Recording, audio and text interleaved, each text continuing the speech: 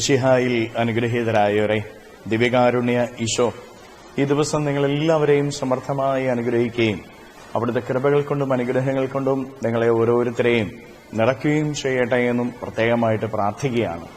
കർത്താവിന്റെ സംരക്ഷണവും സഹായവും ഈ ദിവസം മുഴുവനും നിങ്ങൾക്കെല്ലാവർക്കും ലഭിക്കട്ടെ. വിശുദ്ധ മത്തായിയുടെ സുവിശേഷത്തിന്റെ 22-ാമത്തെ അധ്യായത്തിന്റെ 21-ാമത് തിരുവചനത്തില് നമ്മളിങ്ങനെ വായിച്ച് ധ്യാനിക്കുകയാണ്. സീസറിനുള്ളത് സീസറിനും ദൈവത്തിനുള്ളത് ദൈവത്തിനും കൊടുക്കുക. പ്രിയപ്പെട്ടവരെ, കർത്താവിന്റെ അരികിൽ വന്നിട്ട് കർത്താവിനെ ഉത്തരം മുട്ടിക്കാനായിട്ട് ചോദ്യങ്ങൾ ചോദിക്കുന്ന ഫരിസേയരെ കാണുകയാണ് ഇവിടെ നമ്മൾ. അപ്പോഴാണ് കർത്താവ് പറയുന്നത്, സീസറിനുള്ളത് സീസറിനും ദൈവത്തിനുള്ളത് ദൈവത്തിനും കൊടുക്കുക. വിശ്വാസത്തോടൊപ്പം യുക്തിയും കൂടെ ഈശോനാഥൻ കലർത്തുന്നത് നമ്മൾ കാണുകയാണ്. ഈ കാലഘട്ടത്തില് വിശ്വാസ സംബന്ധമായ കാര്യങ്ങള് ചോദ്യം ചെയ്യപ്പെടുന്ന ഒരവസ്ഥയുണ്ട്.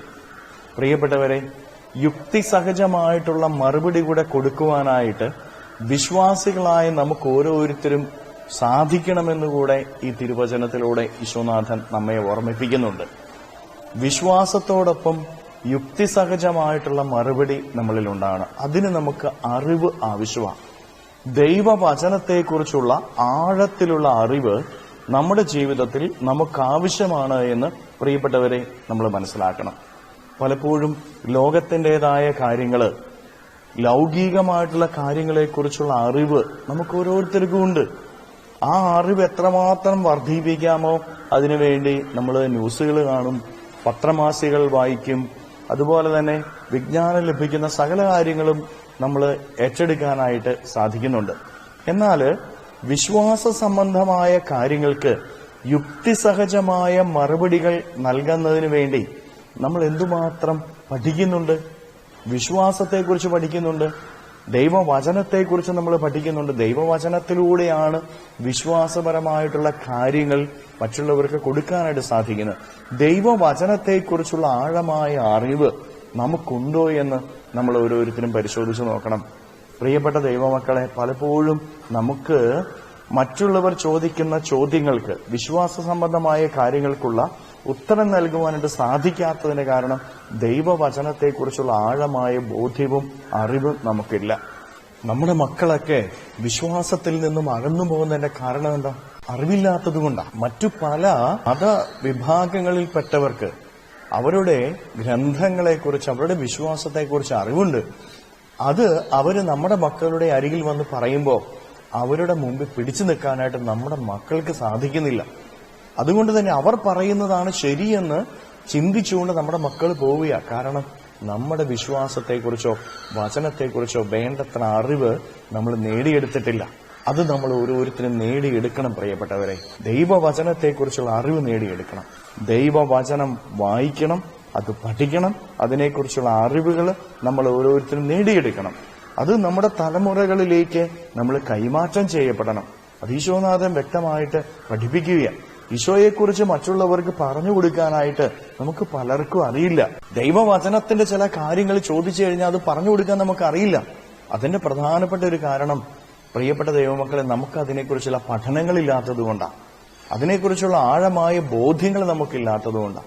അത് നമ്മുടെ ജീവിതത്തിൽ നേടിയെടുത്ത് വിശ്വാസത്തോടൊപ്പം യുക്തിസഹജമായിട്ടുള്ള മറുപടി കൂടെ മറ്റുള്ളവർക്ക് കൊടുക്കാനുള്ള അറിവ് ദൈവവചനത്തെക്കുറിച്ച് നമ്മൾ ഓരോരുത്തരും നേടിയെടുക്കണം.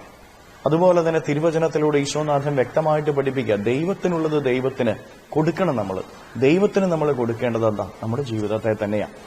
നമ്മുടെ ജീവിതത്തെ തന്നെ ദൈവത്തിന് കൊടുക്കാനായിട്ട് നമുക്ക് ഓരോരുത്തർക്കും സാധിക്കണം. പ്രിയപ്പെട്ട, നമ്മുടെ ജീവിതം ദൈവത്തിനുള്ളതാണ്.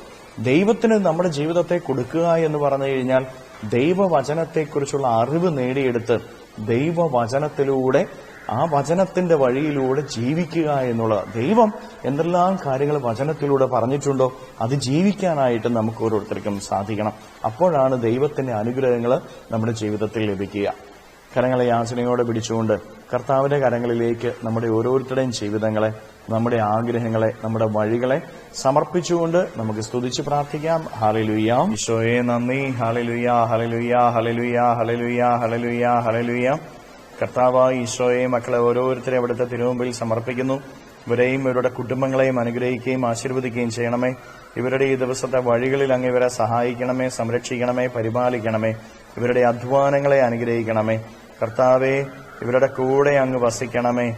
ഇവരുടെ ജീവിതത്തില് അങ്ങ് ഇവരുടെ കൂടെ ഉണ്ടായിരിക്കണമേ. ഇവരുടെ കുടുംബത്തിൽ ഇവരുടെ കൂടെ ഉണ്ടായിരിക്കണമേ. ഹല്ലേലൂയ, ഹല്ലേലൂയ, ഹല്ലേലൂയ, ഹല്ലേലൂയ.